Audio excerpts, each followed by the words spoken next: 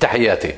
حاب أحكي اليوم في موضوع يعني بيتعلق بالذبح الطائفي وقصة سنة وشيعة.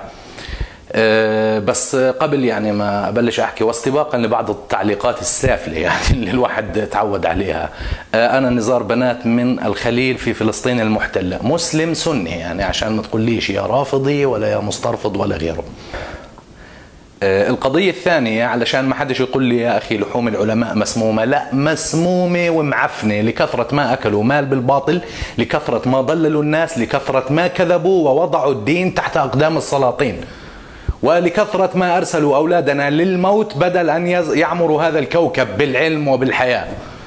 ستذكر الأجيال القادمة عن مؤسسة قوادة كبيرة من لابسي اللحى تدعى علماء المسلمين، هي عدماء الدين يعني وليسوا علماء. هذول الناس بنتذكر يعني بال2000 لما صارت الانتفاضة الفلسطينية وبلشت العمليات الاستشهادية الفلسطينية ضد الاحتلال، شو كان موقفهم؟ روحوا اقرأوا للألباني، شوفوا ابن عثيمين، شوفوا الفوزان والحيدان وغيرها من الأسماء يعني التي لا يتشرف الإنسان بذكرها. شوفوا كيف يعني تعاملوا مع العمليات الاستشهادية الفلسطينية. يعني للأسف الشديد يعني إشي حرمها على ضمنا، وإشي حرمها يعني بشروط، وإشي يعني في المحصلة النهائية يا فلسطيني لا تقاوم حتى لا تحرجنا. هيك كانت افتاءاتهم. لكن لما اقتضت رغبة السلطان انه يجر المنطقة لحرب طائفية، صار يلا روح فجر نفسك في المسجد واعمل 6 مع 70 حورية في الجنة. يا أخي في 100 طريقة، في 100 طريقة انه يفوز بالحور العين يعني بالعربي. بلاش تودوهم يفجروا أنفسهم في المساجد. لا وإيش يشتمون عائشة. قل لي يا شيخ يا رخيص، مين يعني الأكثر إثما عند الله سبحانه وتعالى، أن تشتم عائشة أم أن تسبي نساء الآخرين؟ كيف بدك تدخل الآيزيد الإسلام أو بدك تدخل الآخرين الإسلام وإنت بتسبي في نسوانهم؟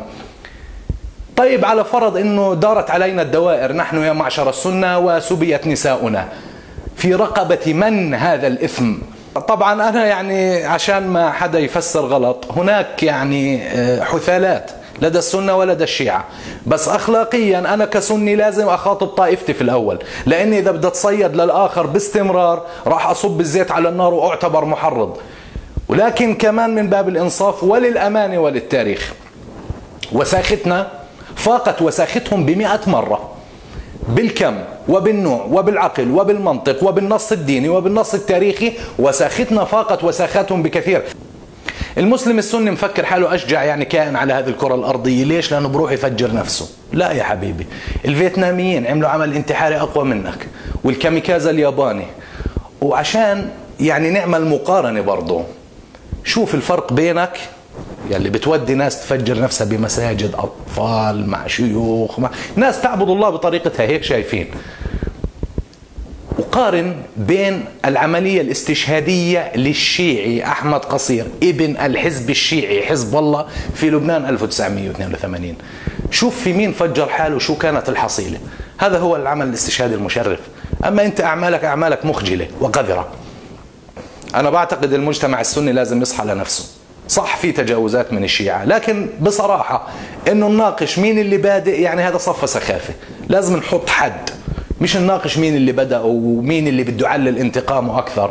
وقصتنا مش قصة كفر وإيمان، قصة غاز، قصة نفط، قصة مواقع استراتيجية. هيك اللعب السياسي. ما حدا، لا الإيراني يعني الإيراني لما بده يعمل سياسته ما بيجي بيحكي والله عن الحسن والحسين لبوتين ولا لأوباما. لا، هذا المفردات ما بيستخدموهاش يعني في السياسة. ولا آل سعود بروحوا بيحكوا عن السنة وعن الكلام هذا. برضو في السياسة هذا ما بينحكى. السياسة مصالح ولعب يعني على ثقيل. أما موضوع كفر وإيمان وسنة وشيعة هذا للهبايل والمجانين والمساكين وعامة الناس اللي بدهم يصدروهم يعني لحروبهم. فاصحى لحالك يا سني واصحى لحالك يا شيعي بالعربي.